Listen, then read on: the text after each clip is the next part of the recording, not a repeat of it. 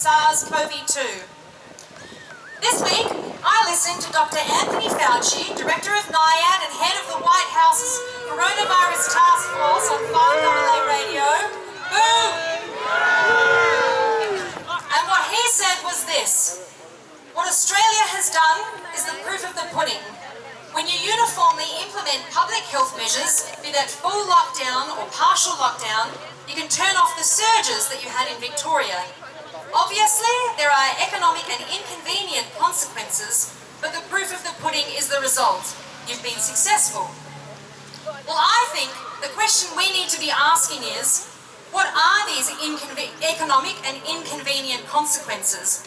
Are the current restrictions doing more harm than good, and are we giving up our freedoms needlessly? At the signing of the Great Barrington Declaration, Dr. Sunetra Gupta, an epidemiologist and professor at Oxford University, said that 150 million people worldwide could die of starvation as a result of this. I think that is too high a cost. Way too high.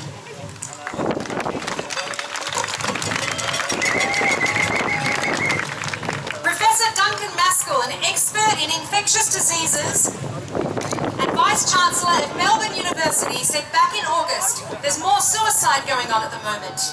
He said if we have an economy that's not functioning, we'll have serious problems, which we all know, lots of studies show, will lead to increased morbidity and mortality in society. I think this is too high a cost. In October, Dr. David Nabarro, the World Health Organization's Special Envoy on COVID-19, that lockdowns just have one consequence that you must never ever belittle, and that is making poor people an awful lot poorer.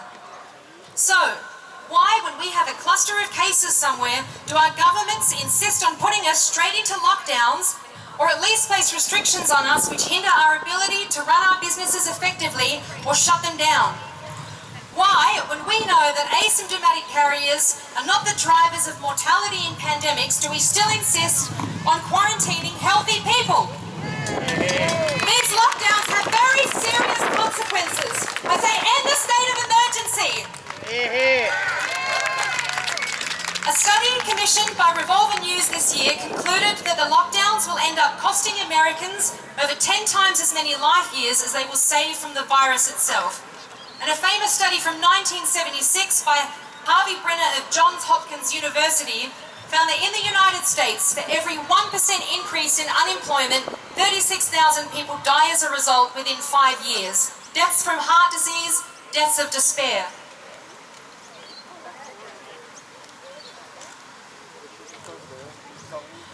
When I read that the Australia Institute suggests that the Morrison government's decision to reduce the job seeker rate by $100 in January will push an additional 190,000 Australians below the poverty line and have a devastating impact on low-income families and potentially put 50,000 children into poverty, I think that is too high an inconvenient consequence.